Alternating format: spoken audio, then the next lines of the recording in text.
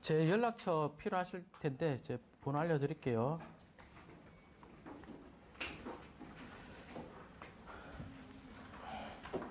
저기 저한테 질문 주실 때 좀 몇 가지만 좀 지켜주시면 고맙겠습니다. 이게 꼭 지켜주세요. 절대로 하면 안 되는 것 중에 한 개가 이거 어때요? 이거 하지 마세요. 예? 이거 절대 안 됩니다. 예? 이거 하시면 안 돼요. 예. 왜냐하면 그 물건에 대한 고민이라든지 분석은 여러분 스스로 하시고 그 분석한 내용에 대해서 이야기를 하게끔 그렇게 해주시면 좀 고맙겠습니다. 저는 회원님들 질문이 그 하루에 한 20개에서 한 30개 오거든요. 그 하나당 10분씩만 잡아도 시간 굉장히 소요 많이 되지 않습니까? 그죠? 그래서 저는 최선을 다해서 답한다고 답하고 있는데 회원님들 답 못하는 경우가 대단히 많습니다. 오늘도 수업 마치고 나면 질문 쭉 와 있을 거 아니에요. 그죠? 그래서 혹시나 제가 이제 만약에 익십을 한다. 이때는 여러분들이 절대 마음 삐지면 안 돼. 그럼요, 어떻게 하면 됩니까? 예, 이때는요, 이거를 하나 전송을 하세요. 예. 점을 하나 찍으면 위로 올라오거든요. 예, 다시요. 톡을 보내고 왜 답을 안 하냐? 좀 안 읽는다든지 읽씹은 거의 안 하는데 읽었는데 전화가 와버린다든지 답하는 중에 그러다가 다른 일을 해버리거나 뭐 누굴 만나버리면 쭉 밀리거든요.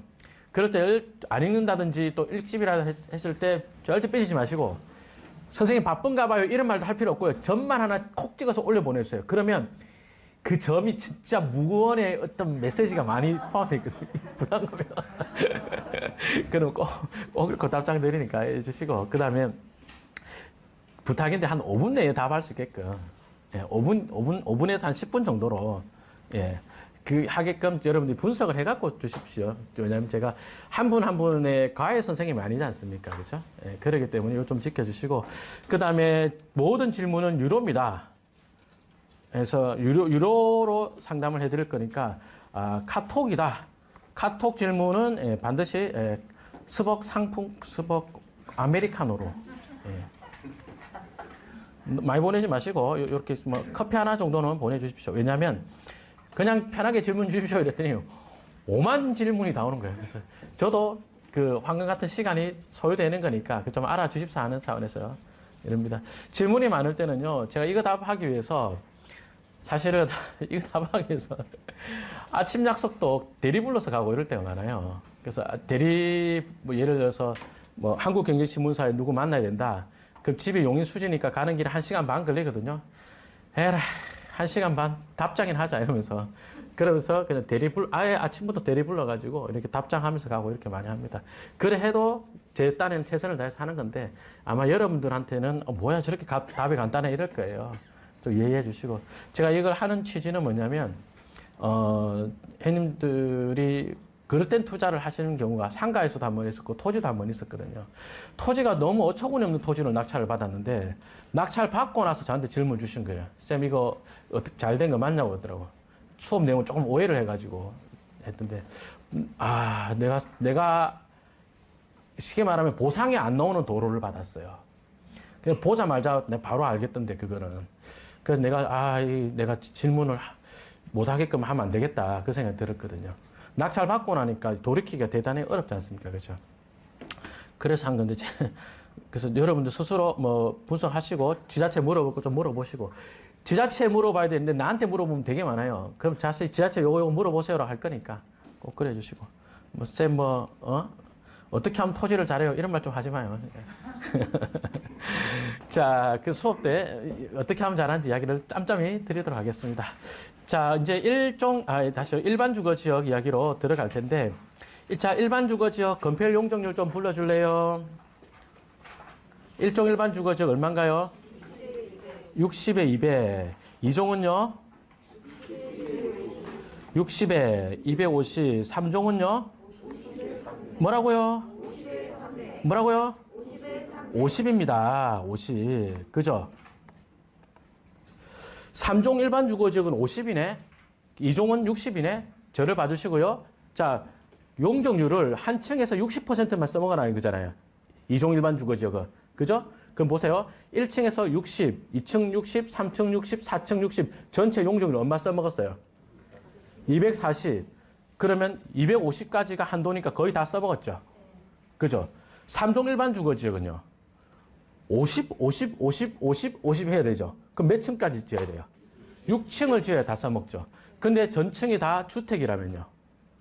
5층부터는 1, 2, 3, 4까지는 다세대 주택으로 건축가 되는데 5층이 되는 순간 아파트가 되거든요. 아파트가 되면 건축 허가 자체가 대단히 복잡해집니다. 아파트도 또 뭐 10층 넘어가게 되면 10층이나 12층 조례마다 조금 다른데 소방이 또 달라지고 이러거든요. 뭐 스프링클러를 넣어라 이러면 이제 엄청 층이 더 계속 높아지는 거예요. 건축비 많이 들고 이래 되거든. 그래서 3종 일반 주거 지역은 기본이 아파트 짓기를 권장하는 땅이라 봐야 돼요. 그래서 투자에서 어떤 차이가 있느냐 건너뛰고 요거 좀 보겠습니다.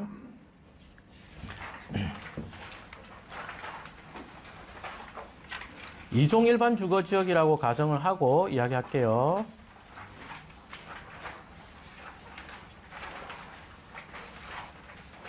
자, 2종 일반 주거 지역 건폐율 60이더라. 그죠? 용적률 250이더라.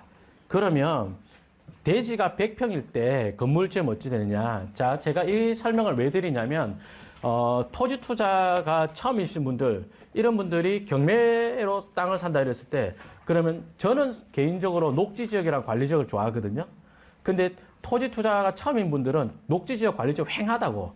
그러면 비교적 좀 비싸더라도 확률이 높은 게 일반 주거지역 같은 것들 있잖아요. 이런 것들 답사를 많이 가는데, 투자 대상으로 많이 삼는데, 이때 실수를 많이 해요. 자, 일반 주거지역 답사를 간다. 그러면 여러분 조사를 어떻게 하냐면, 보통 이 지역 일반 주거지역은 평당 1000이 시세야. 평당 1000이 시세인데 이게 경매 물건을 내가 800에 입찰을 하면 한 200 정도의 마진이 생기죠. 그죠? 근데 일반 주거지역은 그렇게 하면 대단히 위험할 수가 있어요. 왜냐? 여러분들이 일반 주거지역을 산다. 팔면 누구한테 팔 것 같아요? 99% 빌라업자한테 팔거든요. 그럼 빌라업자는 일반 주거지역을 평당 1000에 산다가 아니라 전체 건부지를 빌라 지을 땅을 얼마 7억 주고 산다. 이런 개념이에요. 7억 주고 샀는데 땅이 70평이네? 그래서 땅이 평당 1000이 되는 거예요. 이해하시겠어요? 그러면 땅이 100평 되면 땅이 100평이어도 7억에 맞춰야 될 수가 있다고. 이해하시겠어요? 왜요? 쌤 빌라 크게 지으면 안 됩니까? 그게 안 됩니다. 요걸로 이야기해 볼게요. 자, 2종 일반 주거 지역의 토지가 100평입니다. 그럼 바닥 면적 몇 평 나오나요? 60평이 나옵니다. 그죠? 60평으로 해가지고 연면적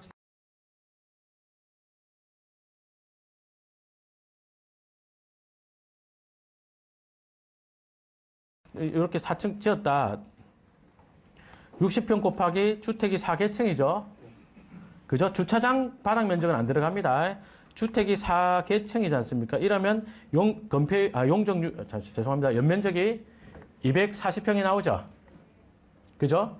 연면적이 240평이 나오는데 건축법상 다세대 주택은요. 주택으로 쓰이는 면적의 합이 총 200평까지만 허가가 나요. 660제곱미터까지만 허가가 납니다. 그러니 이렇게 허가가 안 나겠죠. 맞죠? 이렇게 허가가 나지 않습니다. 그러니까 업자 입장에서는요. 100평짜리 땅이다. 그러면 대단히 그 덤빌려고 잘 안 해요. 왜요? 매도자는 평당가 주장하면서 평당 1000만 원입니다. 이래서 10억 부르려 하잖아요. 근데 업자는 평당가가 중요한 게 아니고 건부지 하나를 7억에 사고 싶은 거예요.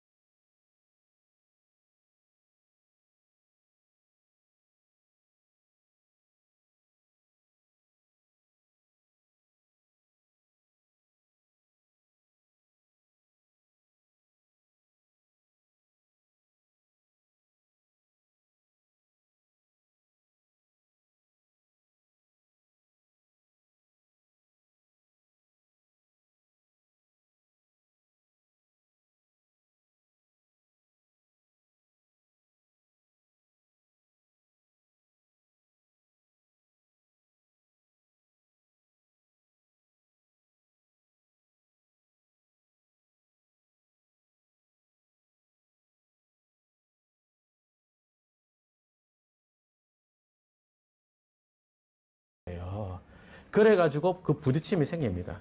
그래서 보면은 이종 일반 주거 지역이다, 100평이다, 매매 생각보다 잘 안 돼요. 이해하시겠죠?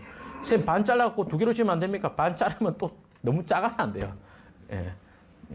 요런 문제가 생깁니다. 그래서 땅이 크다고 크게 지어내지를 못합니다. 그죠? 그럼 예를 들어서 토지가 그러면 100평이 아니라 만약에 80평이었다면 어떻게 될까요?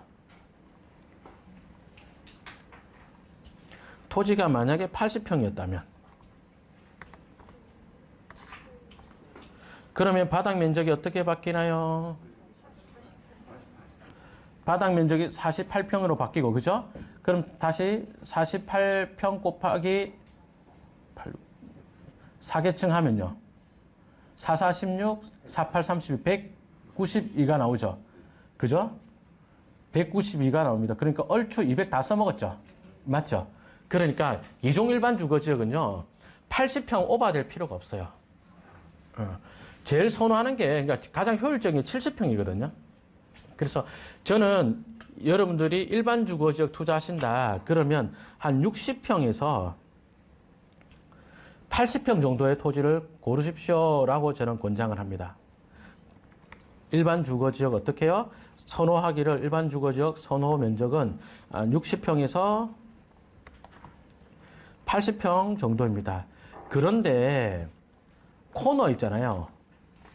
코너의 경우는 50평도 괜찮아요. 50평 짓고 다가구로 지어도 괜찮은 경우가 있어요. 40평짜리도 괜찮은 경우가 있는데, 예. 거기다 근생을 나머지 평수 근생을 넣어도 가능합니다. 아, 지금 회원님 질문이 근생으로 해도 됩니까? 예, 됩니다. 그러니까 예를 들어서 예, 됩니다. 주택만 200평이에요.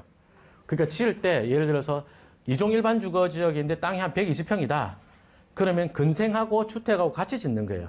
예, 나중에 건축법 할 때 그 사례 나옵니다, 선생님. 예. 그래서 보면은 지을 때 그 200평에 맞춰서 집을 쪼개가지고 집 짓고 나머지 용적률 남잖아요. 그 상가로 허가 받아서 불법으로 용도 변경하는 경우도 있고 막 그래요. 예. 그 다음에 40평짜리도 괜찮은 경우가 있는데 그거는 다중주택 이야기인데 그거는 건축법 할 때 할게요. 더 깊이 안 들어가고 요 정도만 하겠습니다. 그래서 여러분들은 일반 주거지역이다 몇 평? 1종 일반, 2종 일반이다 몇 평? 60에서 80평. 딱 요 정도를 딱 머리 세팅하고 가세요. 그 다음 이제 건축법 할 때 땅 모양에 이렇게 더 디테일하게 들어갈 겁니다. 쌤 40평은요, 50평은요, 아, 땅이 작았고 이래가지고 모양이 제대로 안 나와요. 그 다음에 설계를 해보면 주차장 설계 잘 안 나오고 이렇습니다. 더 디테일한 것은 건축법 하면서 더 할게요. 오늘은 이제 대강의 감잡기식이니까. 자, 그 다음에 3종 일반 주거지역은 아까 건폐율이 50이었잖아요. 그죠? 그럼 빌라 짓는다 이러면 50, 50, 50, 50 밖에 못 짓죠. 사실상의 빌라 짓는다 용적률 얼마밖에 못 써요. 3종 일반 주거지역은. 300. 아니, 용적률은 300인데 건폐율이 50이고 다세대 주택을 짓는다. 다세대 주택은 몇 층까지밖에 못 짓죠, 주택이? 4층. 그럼 50, 50, 50, 50 하면요. 용적률 200밖에 못 쓰죠. 그죠? 그럼 나머지 뭐야? 100은 버려야 되네? 예, 그래 됩니다. 그래서 빌라업자들은 3종 일반 주거지역 별로 안 좋아해요. 그러면 여러분들이 3종 일반 주거지역 살 때는 몇 평짜리 사야 될까요? 최소한 120평은 돼야 돼요. 왜요? 120평은 되어야 바닥 면적이, 그죠? 그러니까 6층을 다 써서 6층까지 짓는다 이러면 아파트가 되잖아요. 3종 일반 주거지역을 사보면 업자가 땅을, 3종 일반 주거를 사서 짓는다 이럴 때 나홀로 아파트 같은 걸 많이 짓는단 말이에요. 그러려면 주차장도 좀 나오고 이러려면요. 한 120평쯤 되어야 용적률도 거의 제대로 쓰고 집도 같이 짓고 이렇게 나아집니다. 이해하시겠죠? 그래서 제가 청량리에 3종 일반 주거지역 땅이 하나 있는데 제 것도 145평, 146평 이 정도 됩니다. 예. 그 다음에 요걸 한번 채워보고 갈까요? 한 50평의 토지에 2종 일반 주거지역, 3종 일반 주거지역 어떻게 다른가요? 2종 일반 주거지역은 건폐율이 60이고 3종은요? 50이고 용적률은요. 2종은 250이고요. 3종은 300이고요. 그럼 바닥 면적이 어떻게 나옵니까? 2종 일반 주거지역은요. 30평이 나오죠. 그죠? 2종 일반 주거 쭉 쓸게요. 30평이다. 계단하고 엘리베이터가 한 4평 잡아먹거든요. 그럼 주거 면적이 26평이 나오겠다. 그죠? 그러면 쉽게 말해서 1호 라인, 2호 라인은요. 각각 13평 나오잖아요. 13평이면 방 2개, 화장실 2개 그냥 좀 반듯하게 나와줍니다. 아주 모양 좋게는 안 나오는데 반듯하게 나와지거든요. 예. 그러면 빌라 분양할 수 있습니까? 갠신히 분양해요. 예. 근데 이제 4층 넘어가면서부터 힘들어. 1조건 4선 제한 이런 거 있고, 뭐 이래. 주차장도 잘 안 나오고 이래서. 어쨌든 요래 되는데, 3종 일반 주거 지역은 아예 답이 없다니까요. 3종 일반 주거 지역은 바닥 면적 얼마 나오겠어요? 25평 나오겠죠. 계단하고 엘리베이터 4평 빼먹으면 21평 남죠. 이건 뭐예요? 이 답 안 나와. 10.5평이잖아요. 여기서부터 답이 안 나옵니다. 그래서 3종 일반 주거 지역은 몇 평짜리? 한 120평 정도 되는 거, 그 이상 되는 거 사야지 제대로 매각할 수가 있어요. 자, 다음에 준주거 지역으로 들어가겠습니다. 준주거 지역 건폐율 용적률 한번 불러주실래요? 70에 500이죠. 그죠? 지금 여러분들이 말씀해 주신 건폐율과 용적률은 법정 한도입니다. 한 120평 정도 되는 거, 그 이상 되는 거 사야지 제대로 매각할 수가 있어요. 자, 다음에 준주거 지역으로 들어가겠습니다. 준주거 지역 건폐율 용적률 한번 불러주실래요? 70에 500이죠. 그죠? 지금 여러분들이 말씀해 주신 건폐율과 용적률은 법정 한도입니다. 그래서 지자체 조례마다 다 다릅니다. 자, 그럼 여러분이 볼 때 일종 일반 주거 지역하고요, 준주거 지역이다. 같은 지역에 같은 입지라면 가격 차이가 얼마나 날까요? 일종 일반 주거 지역은 건폐율 60에 용적률 200이거든요. 준주거는 70에 500이고요. 거기다가 조금 어려운 이야기일 수도 있는데, 여러분 빌라 짓다 보면은 빌라 지어놓은 거 보면 이렇게 해놨잖아요. 3층까지는 반듯하게 지어놨는데 4층부터 이렇게 쑥 들어간 거 이런 거 있죠. 그죠? 요거 1조건 4선 제한이라 하거든. 이게 전용 주거지역과 일반 주거지역에 요거 적용을 해요. 준주거에는요 적용하지 않아요. 그러면 일종 일반 주거지역하고 준주거지역 땅값 차이가 제법 나겠죠. 건폐율 용적률에서도 차이가 나고, 그 다음에 1조건 4선 제한에서도 차이가 나니까 땅값 차이가 제법 나겠죠. 그죠? 준주거지역, 구도심 준주거지역 투자 포인트 잡아드릴게요. 2012 타경 10209 보겠습니다.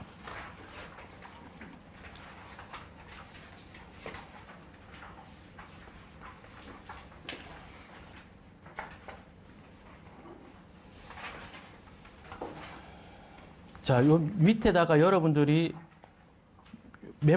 필기하셔야 됩니다. 지금 경매 나온 여러분들이 보고 계시는 물건은 준주거지역이거든요. 준주거지역을 감정하기를 제곱미터당 87만 원 감정했습니다.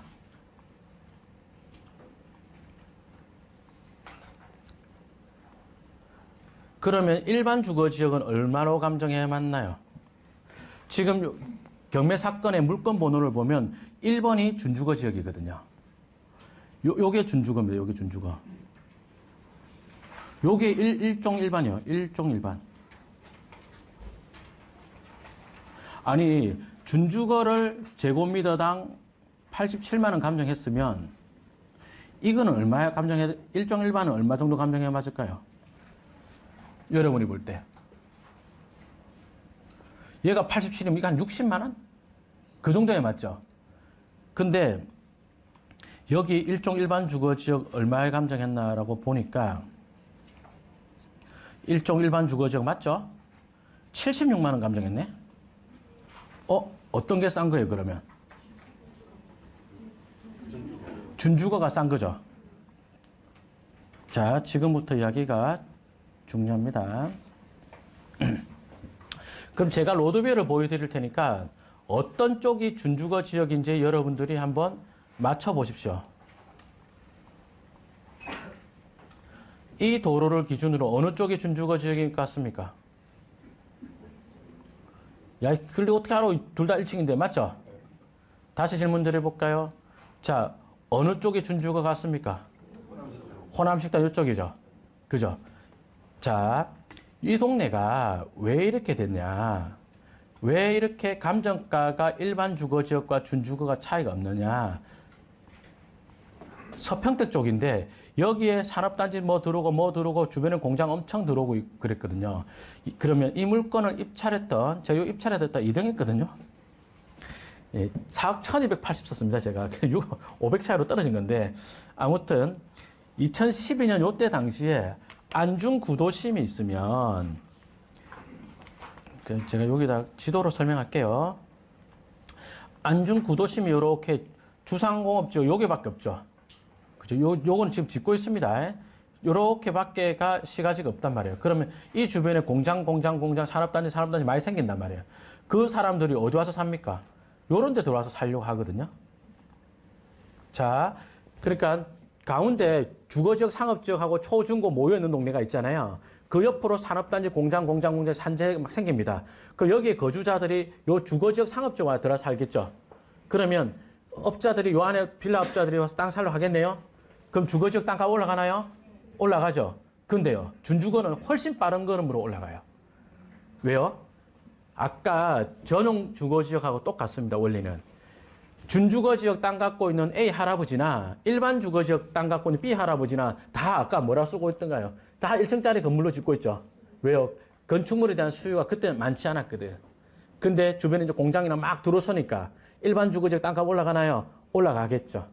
준주거는 훨씬 더 큰 걸음으로 올라갑니다. 이해하시겠어요? 그래서 여러분들이 투자를 서울에서 한다 이러면은 그 빌라 짓기 좋은 땅 요걸로 딱 끝내지지만 이제 좀 외곽으로 빠지잖아요. 외곽으로 빠져가지고 일반 주거지역 이러잖아요. 그러면 돈 되는 땅들이 되게 많아요. 왜요? 허업을 파냐 말이야. 동네가 빌라에 대한 수요가 별로 없어요. 근데 그 주변으로 산업단지가 막 생기면서 초중고가 있는 주거지역이 그 동네밖에 없다. 그러면 주변에 산업단지 사람들 다 모아 산다고. 근데 일반 주거보다 더 빠르게 올라가는 게 뭐다? 준주가 훨씬 빠른 걸음으로 올라갑니다. 그래서 이런 투자를 깨치면 쉬운 게 뭐냐면 옆에 뭐 들어오는 거 보고 그 맞춰서 사면 된다고. 땅 사놓고 땅 살 때 제일 어려운 게 뭐냐면 이 호재대로 실현이 되느냐 아니냐 이거거든. 근데 이런 것들은 옆에 호재가 되는 걸 보고 뒤따라가서 사면 되기 때문에 그렇게 어렵지가 않죠. 첫 시간이니까 이 정도만 할게요. 이제 도로법 할 때, 건축법 할 때 훨씬 요 이야기를 디테일하게 들어가겠습니다. 자, 구도심 전용 주거지역 투자 포인트 요까지 했고, 그 다음에 밑에 해놨죠. 택지지구 준주거는 절대 사지 마세요. 써놨죠. 택지지구 준주거는 어떤 땅이냐면요.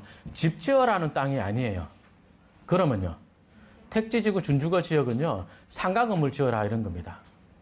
그러니까 아니 신도시에 땡땡 프라자 짓는 땅들은 용도 지역이 최소한 근린 상업 지역이거든. 근데 배우 세대가 어느 정도 될 때는 용도 지역에 근린 상업 지역으로 주는데 배우 세대가 작잖아요. 그럼 용도 지역을 준주거로 줘버려요. 그리고 그 개발 계획에서 조금 어려운 말로 하자면 지구 단위 계획에서 그 땅에서 지을 수 있는 건축물의 범위를 주택을 싹 빼버립니다. 건색만 지어야 돼요. 그래서 택지지구 준주거 지역은 하지 마세요. 택지지구 준주거 지역 사가지고 돈 번 사람 나 아직까지 한 명도 못 봤어요. 예, 왜요? 다 건색용지인데 주변 배우 세대가 대단히 약하다고요. 상가에 대해서 좀 더 궁금하시면 3월달에 뭐 강의 좋은 거 있다 하니까. 자, 그래서 돈 되는 준주거 지역은 어떻다고요? 살 때는 주변의 산업단지들이 뜨문뜨문 들어오기 시작하다가 매도할 때쯤 되면 그 산업단지에 의해서 주택에 대한 수요가 되게 많아지는 지역, 그거 사면 됩니다. 일반 주거 지역도 마찬가지입니까? 예, 마찬가지입니다. 근데 준주거가 훨씬 더 빠른 걸음으로 갑니다. 특히 이제 평택 같은 동네는 그 단독 세대원들이 많아가지고 원룸에 대한 수요가 워낙 많거든요. 이런 동네가. 그래서 다 이렇게 지었네요. 저도 낙찰 받았다면 이런 거 지었겠죠. 예. 다음에 자 조금 도로에 대한 이야기를 하고 가겠습니다. 용도 지역 안 하고 뜬금없이 도로 이야기를 잠시 할게요. 제가 강의를 하면서 회원님들 설문을 한번 해봤습니다. 그랬더니 회원님들의 무려 94%, 94.6% 정도가 예습과 복습을 하지 않더라는 것을 알게 됐어요. 그래서 도로에 대한 예습을 좀 하겠습니다. 예. 자, 이 땅 보면 요거 제가 입찰해서 떨어진 땅이거든요. 분필을 해가지고 두 개 덩어리가 된 건데 원래는 이렇게 하나였습니다. 여러분 교재에 보면 이 땅이 도로에 접해 있어요? 임야에 접해 있어요? 262에 162대 이 땅이 도로에 접해 있어요? 임야에 접해 있어요? 위에 칸 보니까 소로 3류에 접함돼 있죠? 그 뭐 도로에 접해 있구만, 맞죠? 근데 지목을 봐봐요. 지목은 뭐라고 해놨어요? 임야죠. 이게 뭐야 이거? 임야예요? 도로예요 이거 땅? 지목이 임야인 도로입니다. 화면 볼게요. 쌤, 그럼 이런 거 문제 없는 도로인지 어떻게 합니까? 토지 이험 사이트 들어왔어요. 토지 이험 사이트 들어와서 토지 이력 특성 치면 군유지라고 나오죠. 그죠? 뭐 등기부등본을 떼봐도 됩니다만 어쨌든 군유지라 나오잖아요. 그러면 이거는 뭐냐면 옛날에 여기가 평택시가 아니고 평택군이었나 보다. 안중군이었나? 잘 모르겠네요. 아무튼 지자체 땅이죠. 지자체 땅인데 지목 변경을 안 했거든요. 근데 이 땅에 대한 건축 허가 받으려고 할 때 지자체가 야 도로 주인은 우리니까 우리 동의받아 라는 말 하겠어요? 안 하겠죠. 건축 안 합니까? 예, 납니다. 문제 없습니까? 예, 문제 없어요. 그래서 여러분들이 도로다 아니다를 그 옛날에 보면은 지목을 갖고 이야기하는 분 가끔 계신데 지목 갖고 하면 이런 데서 걸려요. 지목으로 할 필요 없습니다. 자, 요 정도 하고 나서 이제 좀 디테일하게 이야기 들어갈게요. 요 페이지 보면서 이야기를 하겠습니다.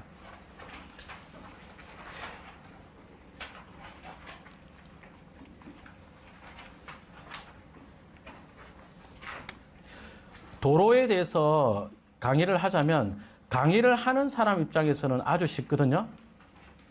근데 회원님들이 그 도로에 대해서 배우고 실무로 접목시키면 안 맞는 것들이 정말 많습니다. 정말 많습니다. 왜 그런 일이 발생하겠어요? 이게 법보다 도로가 먼저 만들어졌거든요. 조금 조심스러운 이야기인데 저는 그 부동산에 대해서 공부를 하면서 우리 역사에 대한 자부심이 싹 사라져 버렸어요. 난 진짜 조선만큼 정말 한심한 나라가 없는 것 같아요. 정말 어이구 깜짝 놀랐네. 깜짝 놀랐네. 뭐야 이거 어릴 때 배웠던 국뽕은 다 어디 가고 다 뻥이었네. 진짜 그런 생각이 들었는데 아무튼 자, 우리가 도로에 대해서 체계가 왜 그렇게 엉망이냐. 지적도 있잖아요. 지금 여기 보면 지적 있죠? 그나마의 지적도 이게 일제시대 때 만들어진 거예요. 다른 나라는 전기기관차가 다니고, 뭐, 튤립 투기를 하고, 뭐 투기 붐이 일고 이러는데 우리는 가마 타고 다니고, 도시계획도 없고, 나 정말. 그래서 도로가 엉망인 게 되게 많아요. 그러니까 사람들이 그냥 자기 집을 짓고, 그 사이로 이렇게 도로를 만들어다는 거예요. 지적도가 없으니까 이게 남의 땅으로 막 걸쳐져 있고 이런 거죠. 그리고 나서 그 위에 지적도가 생기고 이러면서 이 이제 엉망인 것들이 되게 많거든요. 도로는 저는 강의할 때 크게 4가지만 보시라 이러고 하는데 우선 여기서는 맛배기 정도, 그냥 약간의 개념 잡기 정도. 왜냐하면 도로법 수업할 때 바로 쑥 들어가면 형님들이 이 눈동자 막 흔들리고 수영 보상하고 나면 결석하고 이러더라고. 그래서 안 되겠다. 예습을 좀 해야 되겠다. 예. 자, 연습 좀 해보겠습니다. 도로는 크게 네 가지가 있는데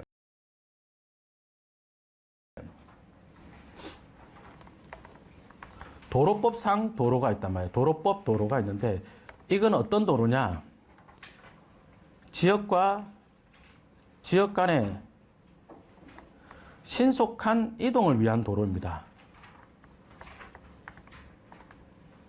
그러니까 인접필지 개발하라는 게 아니고 쌩쌩 달리라고 만든 도로예요. 이해하시겠어요?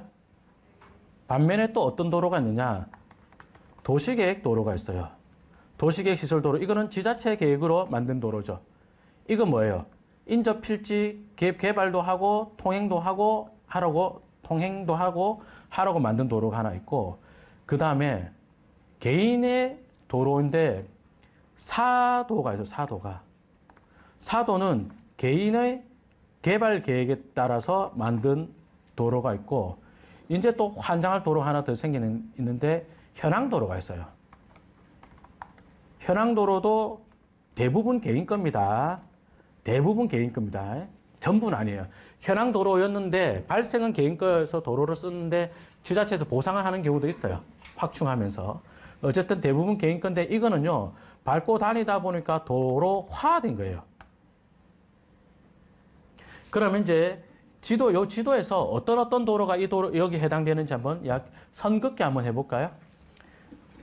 회원님들이 보시기에 땡땡간 도로, 여기가 강원도 평창군인데 평창군 예산으로 만들지 않고 국토관리청 계획 예산으로 만들었을 것 같은 도로는 어떤 도로예요?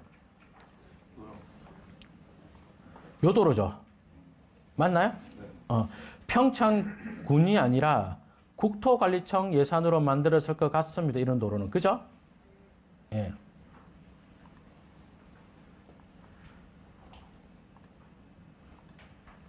그럼 이런 도로를 접해 있는 땅이다. 어떤 걸 주의해야 될 게 있을까요? 이런 도로다.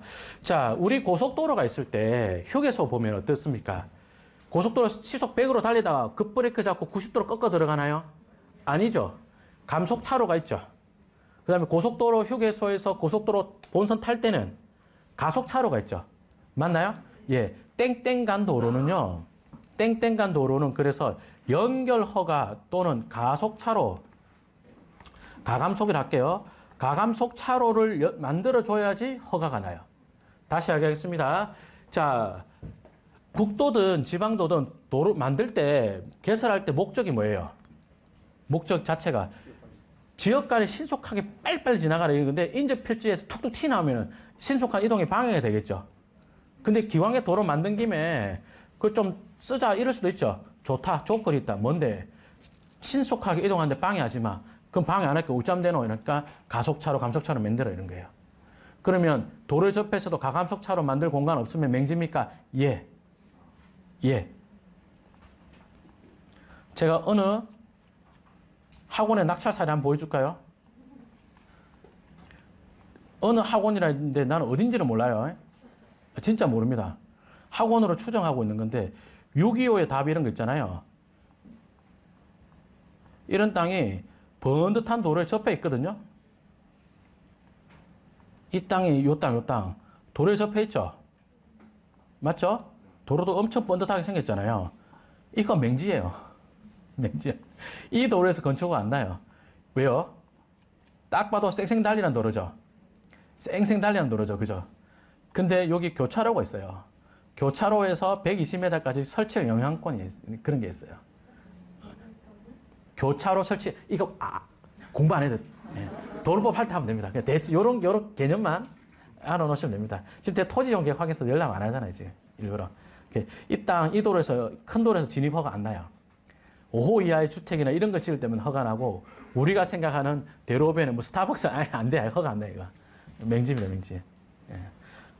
아무튼, 그래서 가감속 차로를 연결해줘야 허가가 나고, 없으면, 앞에 도로의 그 차량 속도가 뭐냐, 용도 지역이 뭐냐, 건축허가 받으려는 건축물이 뭐냐에 따라서 가감속 차로의 길이가 정해지거든요.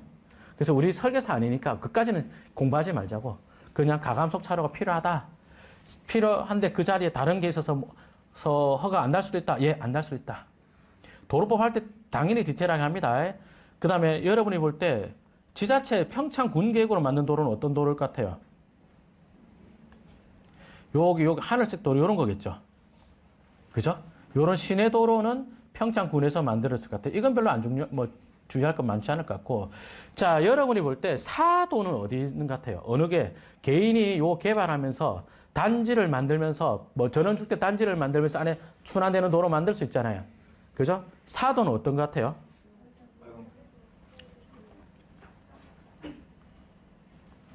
사도는 요 빨간 거 요게 사도죠.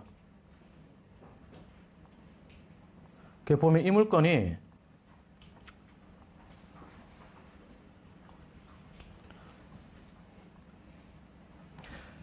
경매에 나온 물건이 원래 면적은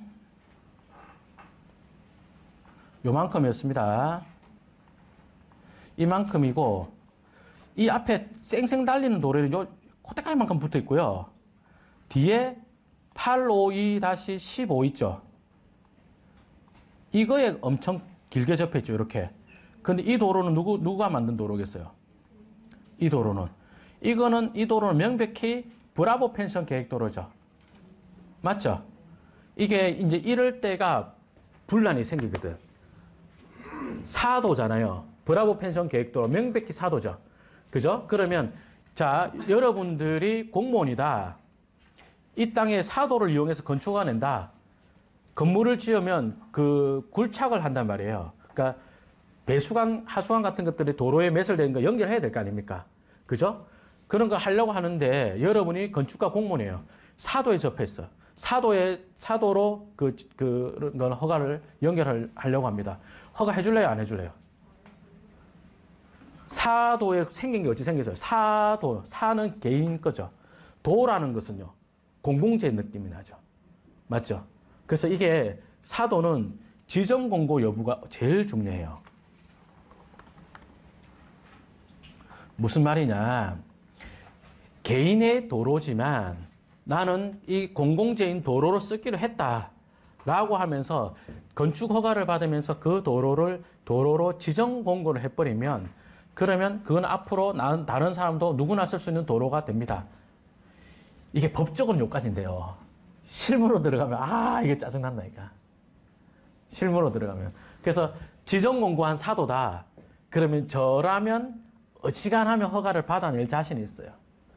입장을 바꿔서 내가 사도 주인이다. 어지간하면 건물 못 짓게 할 수 있어요. 이게 뭐야 이게. 그래서 아리까리합니다. 예를 들어서 아예 대놓고 이야기해 볼게요. 자, 아까 보니까 이 땅이 여기에서 더 접한 길이 짧았죠. 그죠? 그래가지고 이 땅인데 여기 브라보 펜션 계획도로에서 들어가는 걸 허가 받으려고 해요. 그러면 이 땅을 파야 될 거 아닙니까? 도로를. 그죠? 근데 그때 지정 공고를 했다 하더라도 만약에 지정 공고를 했다 하더라도 못 짓게 내가 도로에다 주차를 해버리면 어찌 되겠어요? 주차 딱지 여기다 불법 주차했다. 주차 딱지 뗄 수 있어요? 어렵거든. 이게 공사 자체를 대단히 방해할 수 있는 것도 대단히 많고 법적으로 엄청 애매해요. 그래서 실무적으로는 지자체에서 이걸 사도다 이러면 동의받고 오라는 경우가 진짜 훨씬 더 많아요. 근데 법적으로는 지정공고했으면 허가 내줘야 돼. 환장한다. 이게 법하고 이게 따로 놀아요. 실무랑. 그래서 항상 문제가 생겨. 특히 굴착할 때 문제 생기거든요. 그래서 문제가 생기기 때문에 지자체에서 가급적이면 동의 받아오라 그러고 또 해결을 하는 입장에서는 어쨌든 지정공고를 한 이력이 있죠. 그죠? 행정청에서 건축허가를 반려를 한다. 그 반려 허가 취소한 거에 대해서 또 행정소송도 할 수 있어요. 왜 허가 내줘야 되는 건데 반려한 거니까. 그게 되는데 근데 해보면 실무적으로는 되게 많이 부딪힙니다. 그래서 그럼 어째 됩니까? 쌤, 우리는 어째 됩니까? 도로 주인 간봐가면서 해야죠. 이 브라보 펜션 가봐요. 난리 납니다. 자, 그다음 한 개 더. 현황도로는 어떤 것 같아요? 어디 같아요? 핑크색 이거죠. 현황도로는 그 옛날부터 집과 집 있는 사이를 사람들 밟고 다니다 보니까 도로화된 거거든. 그러면 도로 폭 자체가 넓다가 좁다가 일어나요. 예, 그럴 수 있죠. 도로 자체도 집 사이로 만든 거니까 꾸불꾸불꾸불꾸불 하단 말이에요. 계획적으로 만든 게 아니니까. 이해되시나요? 자, 그러면 여러분들이 생각해 봅시다. 현황 도로가 도로 상태가 좋아요, 안 좋아요? 안 좋네. 이게 건축법상의 도로가 되려면 조건이 뭐겠어요? 여러분들이 건축가 공무원이다. 이 도로 상태가 안 좋은 이 도로를 가지고 아파트를 짓겠대요. 허가 내주겠어요? 야, 이 자식아, 도로 좀 넓혀. 이러겠죠. 맞나요? 예. 그래서 현황 도로로 지으려고 하는데 건축물이 크다. 그럼 허가 잘 안 해줍니다. 예. 그러면 이제 어찌 되느냐. 현황 도로를 가지고 건축가 내주는 동네다. 그런 데는 거의 다 보면 BC가지. 그러니까 녹지 지역, 관리 지역 이런 데 있죠. 녹지 지역의 관리 지역 이런 데다가 그 다음에 지으려는 건축물 규모가 작아야 되겠죠. 그죠? 작은 규모가 뭔데요? 4층 이하 이런 것들. 그 다음 또 어떤 거 해야 될까? 과거에 건축법상의 도로로 쓴 이력이 있다. 그러면 건축법상의 도로로 인정받을 가능성이 큽니다. 법에 있는 내용이 아니라서 제가 설명을 이렇게 하는 거예요. 천천히 다시 이야기해 볼까요? 여러분들이 공무원입니다. 그럼 이 핑크색 도로를 가지고 건축 허가를 받겠대, 요 집이. 그러면 여러분, 이 도로로 건축 허가 내준 적이 한 번도 없다 쳐봐요.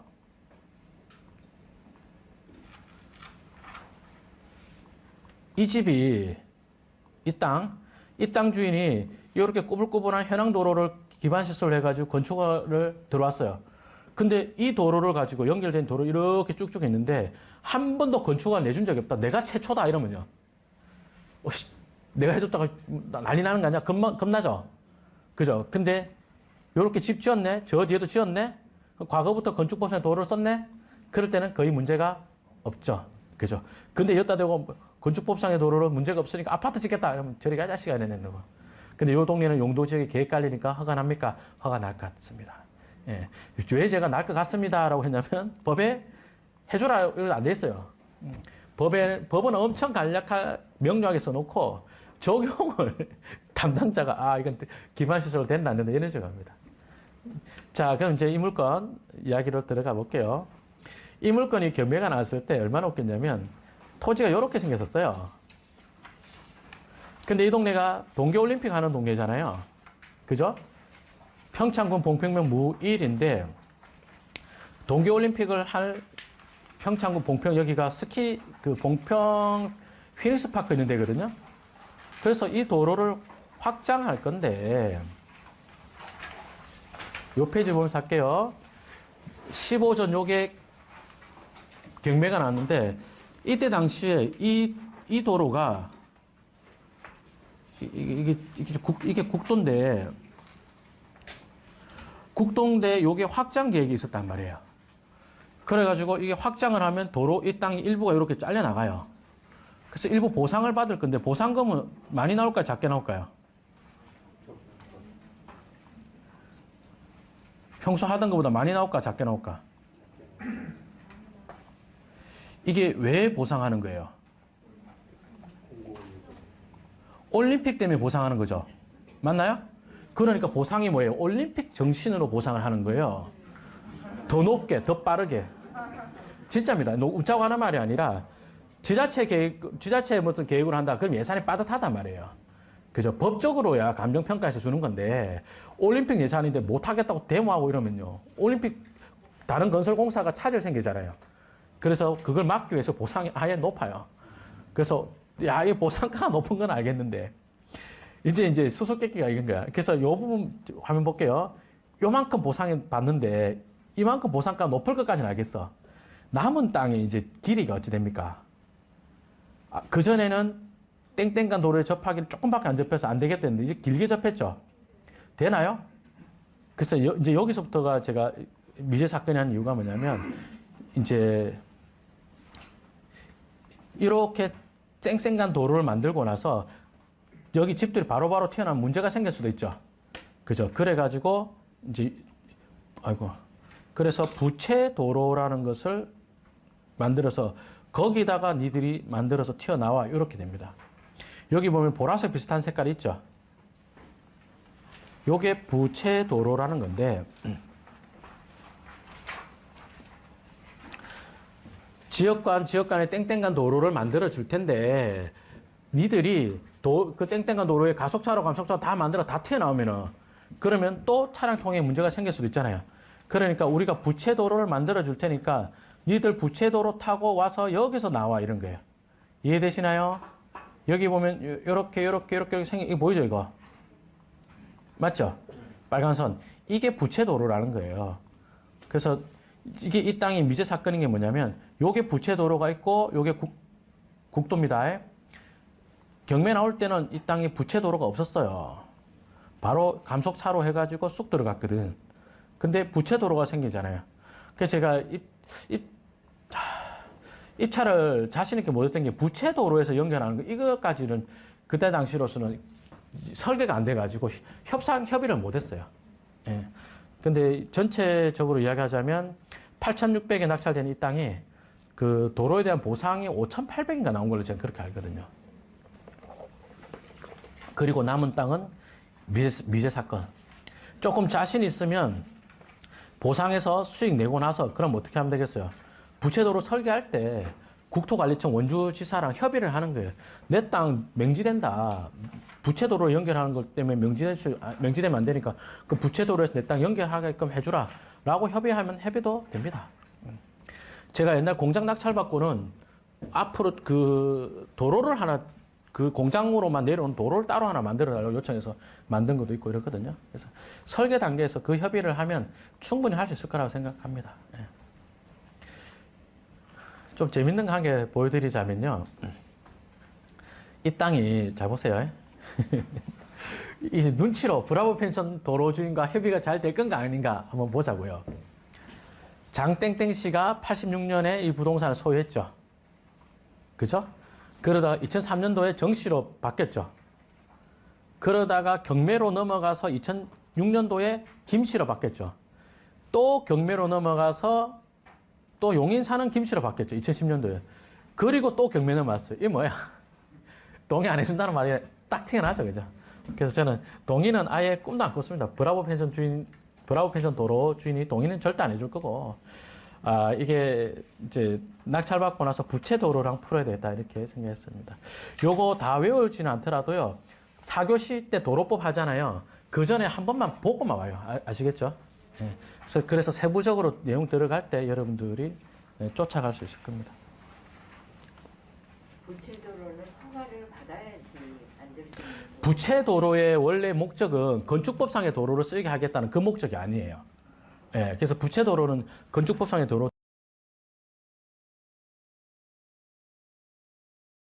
되는 경우가 많지 않습니다. 근데 다 국토관리청하고 협의하면 됩니다. 예. 자, 그 다음에 주거지역 했나요? 이제 상업지역하고 공업지역 들어가야 되는데 상업지역 이야기를 해보겠습니다.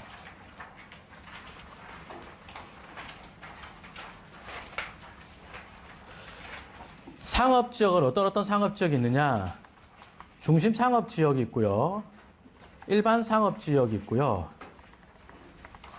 그 다음에 근린 상업지역이 있고 그 다음에 유통 상업지역이 있거든요.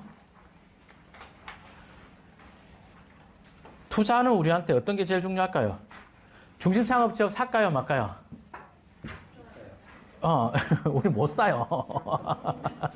이거 왜요? 이거 쉽게 말하면 이거 명동. 못 삽니다. 예. 서울의 중심 상업지역 살 분이 지금 이 자리에 앉아 있다. 대단한 겁니다. 그래서 중심 상업지역은 개인 투자하는 우리하고는 좀 맞지 않습니다. 예. 그래서 뭐 중심 상업지역 사서 짓는다 이러면 서울 시내에서 짓는다고 엄청 큰 업무용 빌딩 이런 거 짓는 분들이고, 그 다음에 근린 상업지역부터 할게요. 근린 상업지역은 다는 아니고 대부분입니다. 상가지역이라는 땅인데 대부분 신도시에 땡땡 프라자 상가들 있죠. 요런 땅들이 많고, 서울에 신길동 가면 근린 상업지역 일부 있는데 그런 것들은 투자용으로 엄청 괜찮죠. 예. 지금 괜찮은, 졌죠? 옛날, 지도를 한번 볼까?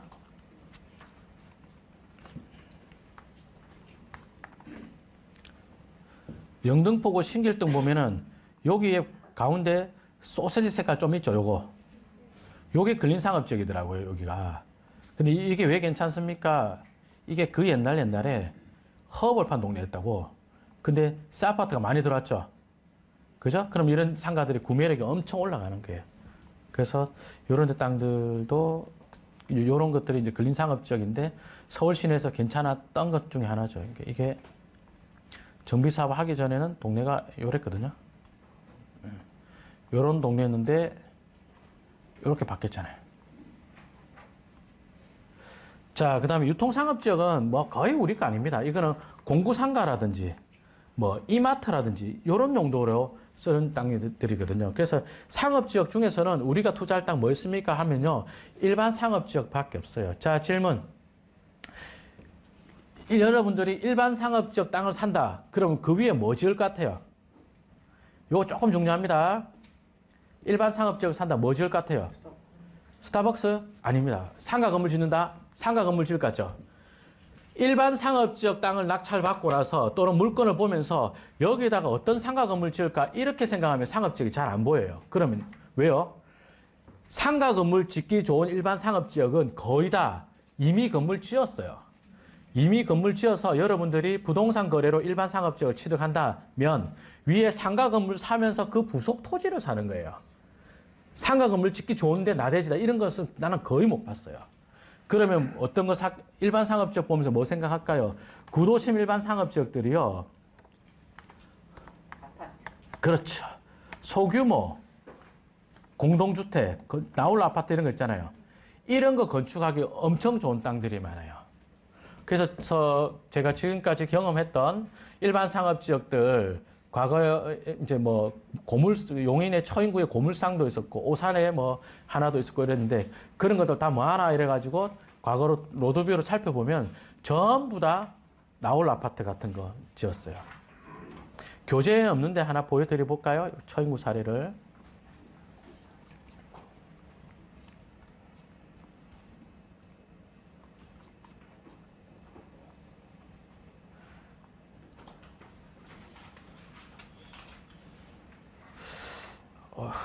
못 찾겠네.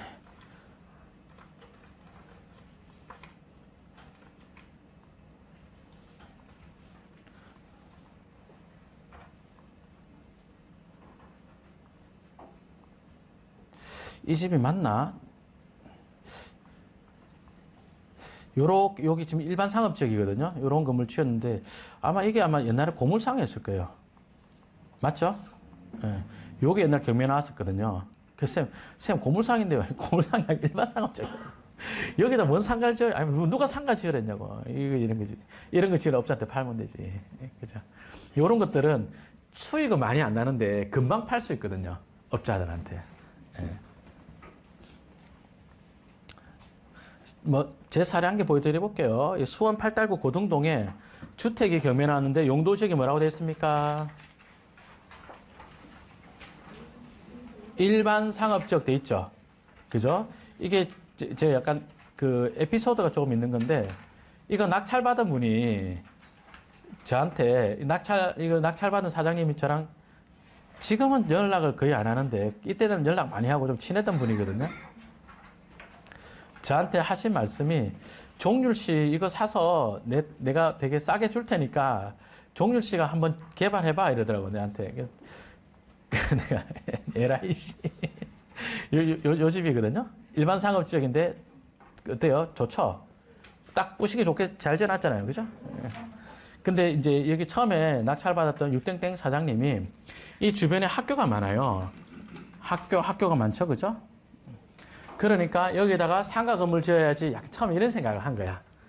근데 제가 이 상가가 별로 안 좋을 건데 그래서 그냥 집을 짓는 게 어때요? 그래가지고 이제 그 계획을 변경해가지고 요런 건물 지었어요. 요런 거를.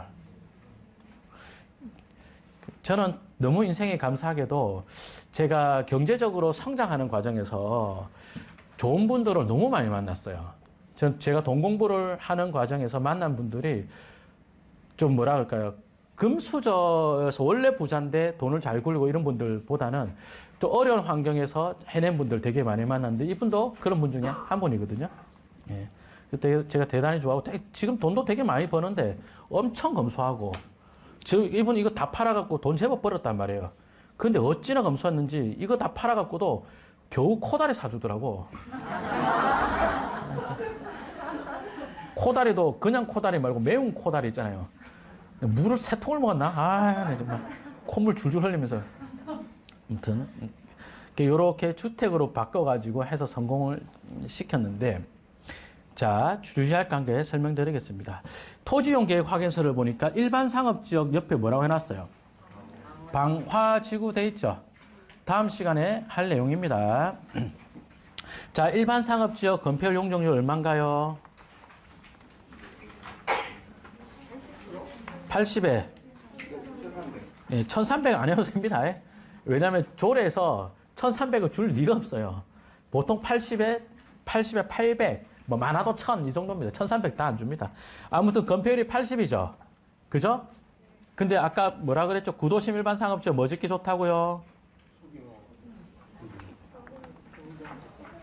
소규모 공동주택 짓기 좋다 그랬죠. 근데 구도심 일반 상업지역은요, 대부분 방화지구가 같이 와요. 방화지구가 뭐냐면 불 나면 큰 화재로 번질 수 있다. 그래서 좀 미연에 방지하자. 그런 데입니다. 명동 방화지구 돼 있을까 안 돼 있을까요? 100% 됐지. 그 소방차 들어가기도 어렵잖아요. 그죠? 그러면 이제 보통 선생님들이 방화지구에 대해서 강의하실 때 방화지구는 불연제나 난연제로 건물을 지어야 됩니다 이러거든요. 그러니까 회원님들이 포인트를 잘못 잡았어. 그게 아니야. 그게 중요한 게 아니에요. 방화지구에서 일반 상업지역이다. 대부분 방화지구 있다 그랬죠. 그죠? 대부분이라고 했습니다. 방화지구 돼 있다. 이럴 때 주택 건축 시 건폐율 10% 깎아놔야 됩니다. 그럼 이제 건폐율 적용이 얼마 됩니까? 70. 그래서 주택 건축 시 어찌 된다? 70% 건폐율 됩니다. 이게 투자는 우리한테 제일 중요한 거예요. 불연제로 지어라. 그게 중요한 게 아니라. 자, 보세요. 그러면 이 땅은, 아까 경매 나왔던 이 땅은 토지가 50평이나 잡을게요. 50평이다. 그럼 바닥 면적 얼마나 할 수 있었어요? 80% 하면 40평이 나올 건데 이렇게 할 수 있나요? 안 됩니다. 그죠? 왜요? 예, 방화지구 때문에 주택 건축 시 70% 적용받아서 바닥 면적이 35평으로 나오는 거예요. 이렇게. 그래서 요렇게 계산하고 해야 됩니다. 그래서 이거 낙찰받은 유땡땡 사장님도 보세요. 주택이 1, 2, 3, 4, 5층이죠. 아파트네? 제가 볼 때는 이거 아파트 허가 받은 게 아니고 3층은 다 세대고 요거는 오피스텔 허가 받았을 거예요. 네, 오피스텔 허가 받았거나 이랬을 거예요. 그래서 여러분도 뭐 기분 안 좋으면 민원 한번 넣어봐요. 뭐. 죄송합니다. 여기까지 하겠습니다. 자, 그래서 상업지역 중요합니까? 하나도 안 중요합니다. 예, 일반 상업지역이라 좀 중요하지 안 중요합니다. 자, 그럼 공업지역 중요합니까? 엄청 중요합니다. 우리가 웬만하면 상업지역 땅 투자로 상업지역 살 일 별로 없습니다라고 했잖아요. 우리가 그럼 공장 할 일이 없으니까 공업지역도 안 중요한 거 아니냐? 아니요, 공업지역은 진짜 중요합니다. 진짜 중요해요. 자, 공업지역은 전용 공업지역이 있고요. 일반 공업지역이 있고 그 다음에 준공업지역이 있거든요. 어떤 공업지역이 우리한테 제일 중요할까요? 다 중요해요. 다 중요해요. 예. 전용 공업지역이다. 이런 건 어떠냐면 당진의 제철소 같은 거 있죠. 부산이나 거제 이런 데 가보면 조선소 있죠. 요런 것들이 전용 공업지역이거든요. 잠깐만요. 제 전체적인 이야기를 한번 하고 하겠습니다. 공업지역 전체적인 이야기를. 서울 시내의 중공업지역도 마찬가지고 뭐 수도권에 있는 일반 공업지역도 마찬가지고 그 용도 지역이 정해진 지는 꽤 오래됐단 말이에요. 한 40년, 50년 이런 된 것들. 50년 해봐야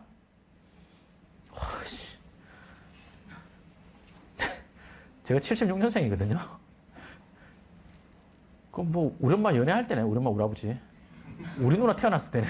와, 한참 옛날 같은데. 자, 아무튼 그때 당시에 대한민국의 산업구조랑 지금의 산업구조랑 완전히 바뀌었잖아요. 그죠? 그러니까 공업지역에 대해서도 계속 재편이 되는 거예요. 공업지역 돈 됩니까? 웬만하면 돈 돼요. 내가 좀 큰 돈 있고 여윳돈 묻어놓고 싶다. 그러면 공업지역 사놓으면 돼요. 어디 거 살까요? 힌트 좀 드려볼까? 이게 강의 팔아야 되는데 이제 자, 교재 컴퓨터에 있는지 한번 보겠습니다. 연구반 수업을 하면서 지난 연구반 수업 마지막 때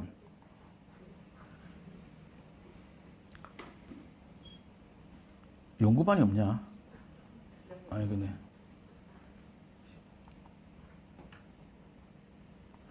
투자 유망 지역 분석 요걸 맨 마지막 강의로 했었거든요. 하면서 주목해야 할 도로와 지역 이야기를 했는데 이게 이제 국가 그 간선 도로망 구축 계획 가지고 한 거거든요.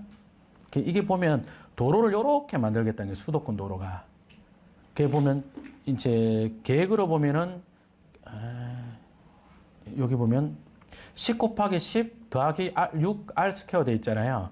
그러니까 이렇게 순환 도로를 만들고 이렇게 세로로 10축, 가로로 10축 만들겠다는 거거든요. 근데 이걸 딱 보면 이거랑 산업단지랑 공업지역이랑 딱 보면 내년부터 뭐 사야 되는지 올해부터 뭐 사야 되는지 딱 나오네. 딱 나와. 보면 이제 보면 순환 1축, 2축, 3뭐 돼 있는데 안에가 보면 서울 시내 또 내부 순환 도로 있죠. 그다음에 1외곽, 2외곽이 이렇게 있죠. 그죠? 그다음에 이거를 가로지르는 도로들이 막 들어오거든요. 이렇게. 그래서 이런 교차점들이 엄청 중요해요. 요런데 1외곽하고 그다음에 이게 그 교차하는 이런 도로들 있죠. 이런 데들. 이 엄청 중요해집니다. 엄청 중요해집니다. 여기 보면은 요걸 사진 찍지 마시고 요걸 찍어요. 찍을 거면. 대충 이렇게 만들어집니다라고 하면서 그림 이상한가? 안 좋네. 예. 제가 기억나는 대로 이 지도를 갖고 설명을 드릴게요. 그 연구반 들으면 될 거 가지고 뭐 이렇게 사진을 찍고 그래.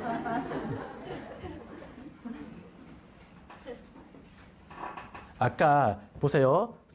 1외곽이 있고 2외곽이 있고 1외곽, 2외곽을 지나서 서울로 들어간 도로 그게 중요하다 그랬잖아요. 그죠? 토지 특강 듣고 오신 분 계신가요? 토지 특강 들어보신 분? 저는 강의를 정규 강의를 많이 듣고 저는 특강을 안 들어가지고 보겠습니다. 여기 보면 도내리 앞에 그 공장 낙찰받은 거 혹시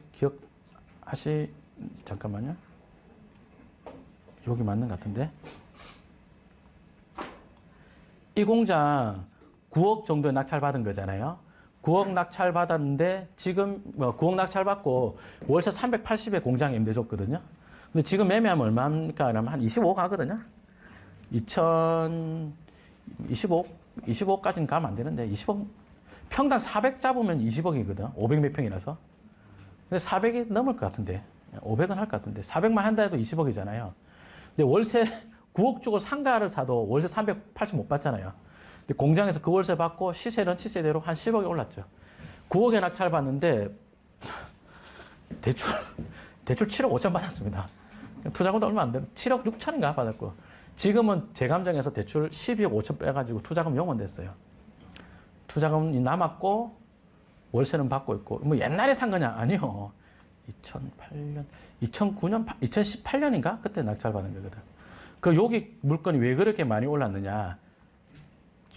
여러분 이 설명을 듣고 김종률이랑 친해져야지. 또 김종률 쌤 나 이런 거 해줘 이러지 마요.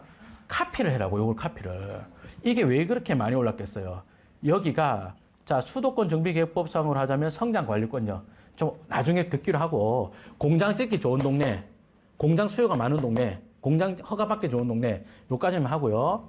그 다음에 이 자리가 제2외곽 고속도로 IC가 요렇게 지나가서 IC가 요 딱 생겨요.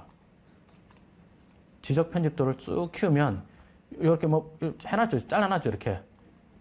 안 보여요? 착한 사람은 보이나 이거? 분필에 보이잖아 이거. 그죠? 제2외곽 고속도로 IC 나오자마자 앞에 공장이거든. 제2외곽 고속도로 IC가 있고 그 다음에요. 서울로 찌르고 들어가는 서울 문산간 도로가 있죠. 우리가 낙찰받았을 때 서울 문산간 도로 공사하고 있었고 제2외곽 고속도로는 실시계획 나가지고 실시계획이라는 말이 조금 어려우면 구체적 계획 확정이 나가지고 여기 IC 생기는 것까지 확정돼 있는 상태에서 낙찰을 받았어요. 내부 자료, 내부 정보 하나도 없어요. 그냥 그러면 3년 지나면 3년 내에는 서울 문산간 도로 개통하고 그 다음에 제2외곽은 착공했을 거고 그 다음에 호재 하나 더 있는 건 뭐였냐면 파주 희망 프로젝트 여기 들어오거든요. 사업 시행 우선 협상 대상자까지 가 있어요, 지금. 그러니까 땅값이 슈슈슈슈 오른 거거든요. 이런 데를 또 찾아봐요. 어디 또 있을까요?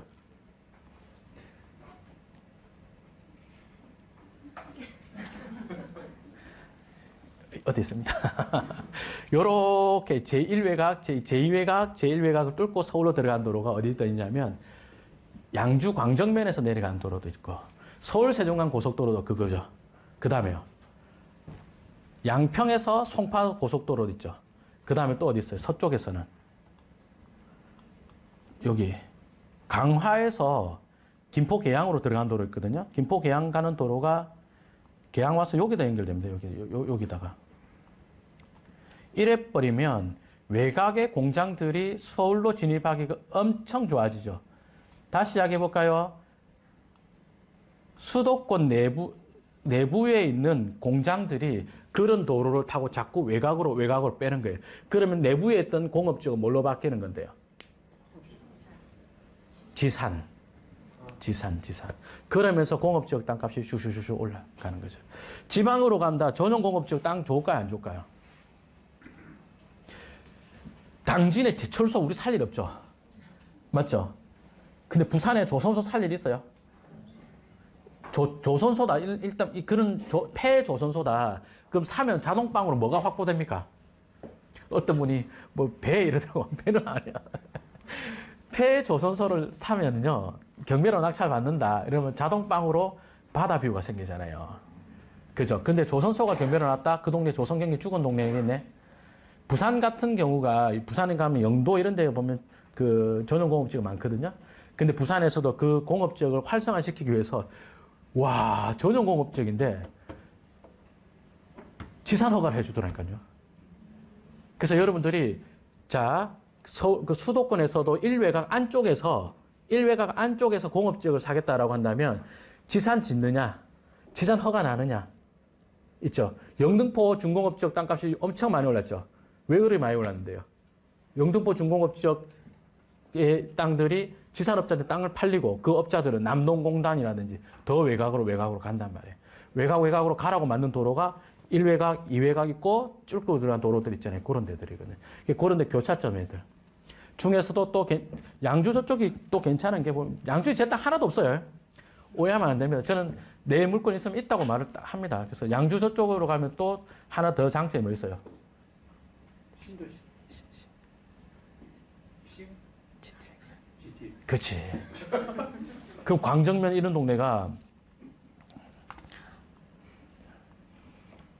가볼게요. 설명 암만 해도 여러분 살 것 같아요? 못 사. 왜요? 가보면 와 미치겠다 인생이 된다니까. 이거 어떻게 사냐 이걸. 이거 사면 여기 광정면에 여러분 만약에 땅 사잖아요. 그러면 그날 저녁에 100% 부부싸움이에요. 이게 지금 사고 싶게 생겼어요 여기가. 그죠? 뭐 전원일기 세트장 갖고 이러잖아요. 근데 여기 보면 이미 제2외곽 고속도로 IC 여기 공사하고 있죠. 그 다음에 이 도로도 확장 공사하고 있죠. 그죠? 그 다음에 여기가 동편으로 가면 덕정역 GTX 신호선이죠. 그 다음에요. 그 다음에 은현면에서부터 해가지고 광적 들렸다가 서울로 해가지고 쭉 내려오는 도로가 동부간선도로에 연결되는 게 있어요. 동부간선도로가 이거구나. 이렇게 연결되는 도로가 있거든. 동부간선도 지하와 확장공 사이 안 해요, 지금. 하고 있잖아요. 이 속도가 엄청 빠르거든. 이게 뭐냐면 새로 이게 6축인가 5축인가 4축인가 그 중에 하나예요. 그래서 야, 이 광정면이 엄청 좋아지겠네. 광정면 가본 적 없죠?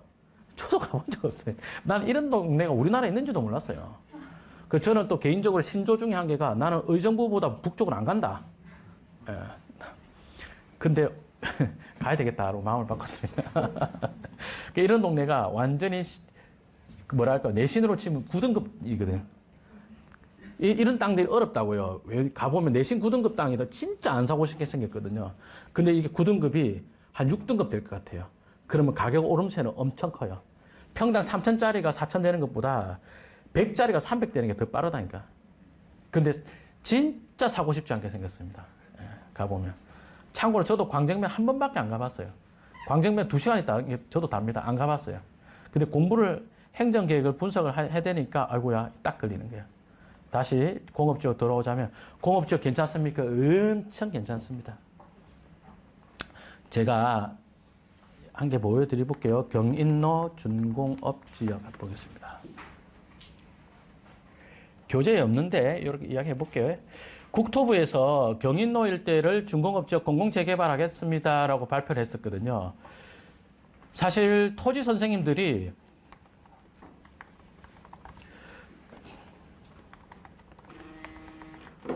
서울시의 준공업지역 괜찮다 이런 말들은 엄청 많이 했었어요. 옛날부터. 근데 보니까 2009년부터 했었네. 2009년에 서울시에서 준공업지역 종합발전계획이라는 걸 발표를 했단 말이에요. 그러니까 서울 시내에 있는 준공업지역들 이제 서울 시내에 있을 필요 없다. 니들 좀 나가라 옆으로. 그 계획을 롯데 세운 거예요. 그래서 이때부터 토지 선생님들이 준공업지역 종합발전계획 이걸 근거해가지고 서울 시내에 준공업지역 투자 괜찮다라고 했단 말이에요. 근데 살 수 있어요. 가와 진짜 안 사고 싶게 생겼습니다. 제가 이 무렵에 심지어 이 무렵에 제가 어느 지역에 부동산 개발 담당이었는데 서울에서 준공업지역 1등 최고 형님 누구예요? 성수. 내가 성동구 담당이었어. 거기다가 내가 개발한 사이트도 있어요. 홈플러스 사이트도 있어요. 와, 근데 너무 좋아지, 내 심지어 성동구에서, 그 성수에서, 에스콰이어에서 소개팅도 했어요. 이런 말 왜 했는지 모르겠네요. 근데도 좋아진다는 건 공감하지만 못 사겠더라니까. 비주얼이 너무 안 나가지고. 그래서 성수 준공업지역을 한번 놓쳤죠. 투자를 많이 할 때고 공부도 할 때인데 성수를 놓치고 영등포는 안 놓쳤죠. 그래서. 영등포에서 뉴스가 이렇게까지 나오더라고. 그리고 이 무렵에 뉴스 보면 대단히 영등포 준공업지역에 대한 뉴스가 대단히 많았어요. 이만한 뉴스가 영등포 구청과 협의 없이 나올 수는 없다. 그래서 연구반에서 이 뉴스를 한번 언급을 하고, 그리고 10월인가 11월인가 실전반 처음 이제 모집하고 답사 갔을 때가 영등포였거든. 그래 가가지고 영등포 구청을 갔더니 도시재생과에 이제 주민 설명회 자료가 있는데 블록별로 여기는 지산 넣고 여기는 재생하고 이러더라고. 야, 지산부터 사자. 지산이라고 써놓진 않고 이제 그 특별계획 가능구역 이렇게 써놨어요. 그러니까 요거는 블록 단위로 개발해 이거예요. 그럼 지산을 다시요. 준공업지역을 블록 단위로 개발하면 뭐가 들어오겠어요? 지산 맞죠? 자, 로드뷰 잠깐만 볼게요. 이런 거 샀다. 요런 데 공장 샀다. 집에 가서 부부싸움 안 할 자신 있어요? 여보, 내 수업 듣고 와서 여기 중공업적 10억치 샀어. 집에서 뭐라 그랬어요? 이러지 않겠어요? 다시 이야기해볼까요? 자, 여러분들이 지산 사업 시행자다. 요런 데 좋아요, 안 좋아요? 좋아요. 뿌시기 딱 좋게 생겼죠? 이거 뭐 발로 차도 철거할 수 있을 것 같은데? 맞죠? 그러니까 여러분들의 수요자 입장에서 보면 이런 땅이 엄청 좋다니까. 저는요, 제일 싫어하는 게, 정말 싫어하는 게, 공부 안 한 남편, 공부하는 와이프랑 협의하고 부동산 사는, 나 그거 땅 투자하는 거, 잘 될 수가 없지. 집에 있는 공부하는 사람 눈높이에도 맞출 수 있는 물건이 어디 있어요. 맞잖아요. 그러면 안 된다니까. 그래서 여러분들이 오늘부터는 투자를 잘하기 위해서, 우리 가정이 더 부유해지기 위해서 부부싸움도 많이 하시고, 와이프 말 듣지 마시고, 죄송합니다. 예. 진짜라니까. 저는 투자할 때 와이프랑 협의를 한 번도 한 적이 없습니다. 단 한 번도. 이런 걸 왜 사요? 조용히 하라고. 예. 야, 눈 감고 네 귀로 잘 들으라고. 눈 뜨지 말라고. 귀로만 들으라고. 설명을 따따따 들으면 좋아질 것 같네. 좋아질 것 같아. 그래, 그게 이거다고. 예. 여기를 제가 좀 너무 너스렸던 것 같은데 요 안쪽에 땅을 평당 3천에 9억 주고 샀거든요. 30평인가? 그죠? 9억 주고 샀는데 작년 2월에 잔금 쳤어요. 작년 2월에. 근데 작년 말쯤에 매매 계약했는데 6,500에 했어요. 20억에 매매 계약했어요. 엄청나죠? 예. 이런 데 가격 올린 건 뭡니까? 지산이요, 지산. 그리고 따라갈 때 어디 있습니까? 이러면 서울의 중공업 지역들이 창동 쪽에도 있고 온수 쪽에도 있고 구로구, 금천구 이쪽에 좀 더 있고 맞죠? 예. 자꾸 이렇게 재편이 되어 가니까 포인트는 뭐다? 지산 허가해 주느냐. 그래서 뭐 군포도 가면은 그 두산 유리공장 철거하고 그 자리에 지식산업센터 들어온다고 공사하고 있고 그러거든요. 그런 것들 몇 개 들어오면 그 지역 상권도 엄청 많이 살고요. 지산이 그 공업적 이만큼 있던 면적에 지산이 들어오면 정주 인구가 30배 늘어난다는 그 연구가 있더라고요. 그 대학원 선배님이신 김성애 박사님 연구에 있던데 30배가 정주 인구가 늘고 그 근무인들의 소득도 더 크잖아요. 그러니까 구매력도 또 커지니까 그 옆에 땅도 올라갑니까? 올라가죠. 그죠? 자, 그래서 공업지역은 전체적으로 이런 것들이 있다 하고 이제 세분해서 전용 공업지역은 뭐 이런 것들이고 일반 공업지역들은 뭐 하기 좋은 땅들이겠어요? 공장 창고죠. 근데 우리가 일반적으로 공장 창고 잘 안 하잖아요. 그죠? 근데 공장 창고도 또 뭐 하기 좋은 땅이 많이 있을까요? 은근히. 주변에 공장 창고가 많으면 뭐 임대가 잘 되겠어요? 원룸 임대 잘 되겠죠? 그죠? 자, 위로 표 올려가지고 다가구 허가 나나 한번 보실래요?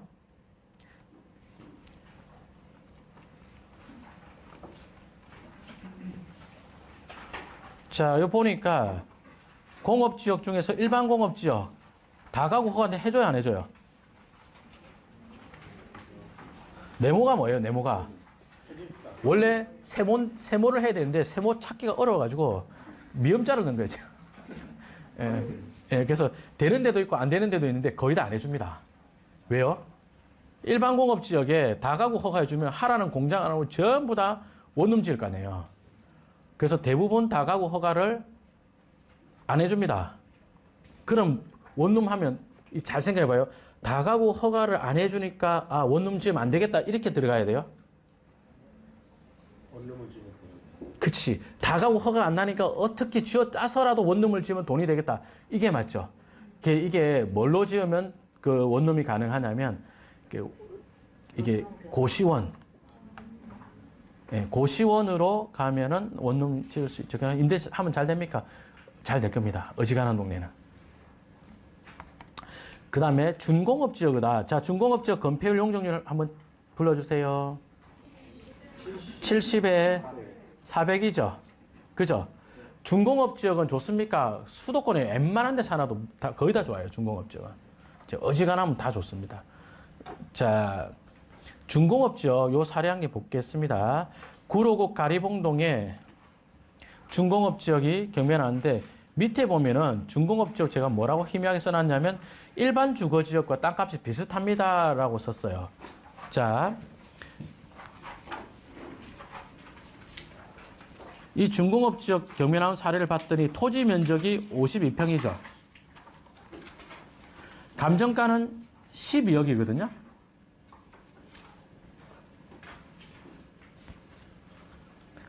토지가 52평인데 감정가 12억이다. 그럼 평당 감정가 얼마 정도 됩니까? 2천만 원쯤 되죠? 그죠? 가리봉동에 이종 일반 주거지역도 2천만 원쯤 됩니다. 그래서 시세는 되게 비슷한데 갖고 있는 포텐셜은 중공업지역 월등히 많아요. 월등히 많아. 제가 토지 강의를 했던 2014년도에도 중공업지역 괜찮습니다 했거든요. 그리고 회원님들한테도 그런 말씀드리고 실전만 해서 답상 가자고 이랬는데 회원님들이 거기를 왜 가자고 이러더라고요. 근데 그 뒤로 이렇게 쭉 올라 버렸죠. 그 동네가 어딘지 알아요? 영등포.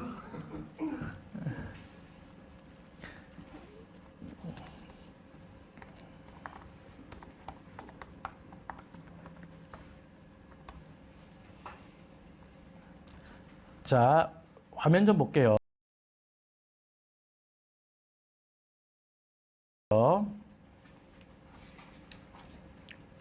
이 도로를 기준으로 이 도로를 기준으로 이쪽은 준공업 지역이고 이쪽은 일반 주거 지역이에요. 이용 상태가 크게 다르지가 않죠. 그 땅값 차이 별로 안 난단 말이에요. 근데 요게 경매 나온 집이거든요. 월세방 붙은 집. 요게 경매 나온 건물 집인데 요 아다나 써난 거 있죠. 그죠? 아다나 이 건물 봐봐요. 주차도 한둘 셋 다섯 대 정도밖에 안 되는데 원룸이 엄청 많죠. 원룸인지 투룸인지 잘 모르겠습니다만은 엄청 크게 졌죠. 일반 주거지역 이런 건물 없죠. 요 건물 크지 않습니까? 요 지하 빼고 1, 2, 3, 4층이잖아, 위로. 이거는 위로 엄청 크죠. 거기다가 그 서울시의 주차장법의 기본이 뭐냐면 한 가구에 주차 한 대거든요. 그럼 이거 봐봐. 이 가구수 얼마 많아요. 근데 주차 5대밖에 안 되거든. 이거 뭘로 허가받았냐면 생활 숙박으로 허가받았어요. 숙박시설은 허가 기준, 주차장 허가 기준이 전체 면적 기준, 조례마다 달라서 요 정도만 설명하겠습니다. 전체 면적 기준 또는 실 기준 이렇게 되어 있는데 하여튼 다가구에 비해서는 훨씬 완화되어 있어요. 그래서 이렇게 지어서 이런 건물 사실상의 그 임대주택으로 쓸 수가 있는 거죠. 그죠? 준공업 지역 조례마다 좀 그 생활 숙박 허가 내주는 데가 있고 안 내주는 데가 있습니다. 그 차이가 있는데 어쨌든 하고 싶은 이야기는 뭐다? 준공업 지역이 자 서울시 행정계획으로 보더라도 포텐셜이 대단히 많고 맞죠? 산업구조 재편되면서 포텐셜이 대단히 많고 지을 수 있는 건축물의 범위도 넓고 건폐율 용적률도 높고 맞죠? 요 뒤에 한번 요거 한번 해볼까요? 한 번 더. 50평의 토지에 이종 일반 주거 지역이다. 건폐율 60인데 준공업 지역은 70%라 그랬죠. 용적률 250이고 자, 준공업 지역에서 이렇게 맞춰서 지으면 바닥 면적이 5, 7, 35평이 나오잖아요. 맞죠? 그래서 주거면적 31평 나오고 이러니까 준공업 지역은 엄청 같은 50평 땅이라도 쓰임이 엄청 좋죠. 거기다가 아까 이종 일반 주거 지역은 뭐가 있다고요? 이렇게 3층까지 짓고 나면 4층부터는 1조권 4선 제한이 있댔잖아요. 근데 준공업 지역은 1조권 4선 제한도 없잖아요. 근데 가격은 뭐다? 그 지역이 이종 일반 주거 지역 비슷한 수준이거든요. 그죠? 그래서 여러분들이 서울 시내에 준공업 지역 혹시 경매 나온다? 그럼 굉장히 관심 있게 보셔야 됩니다. 예. 저는 성수 준공업 지역 산다. 나는 그거 별로 안 좋아합니다. 성수 준공업 지역은 뭐하러 사냐고. 앞으로 성수 될 걸 사고 앞으로 영등포 될 걸 사고 맞죠? 예, 그렇게 해야지. 예. 자, 요 정도 하고요. 좀 쉬었다가 녹지 지역 이야기로 들어가겠습니다. 지금까지 했던 내용보다 쉬었다가 할 녹지 지역과 관리 지역 이야기가 3배 이상은 중요합니다. 아셨죠? 잠시 쉬었다 하겠습니다.